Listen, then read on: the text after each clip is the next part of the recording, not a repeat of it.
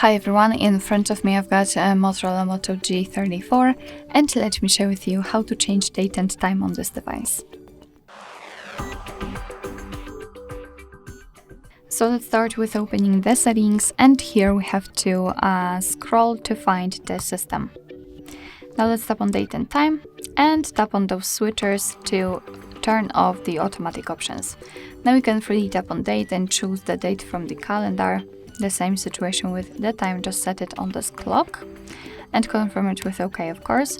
We can enter the time zone, tap on the region, and here we are able to find something which we really want.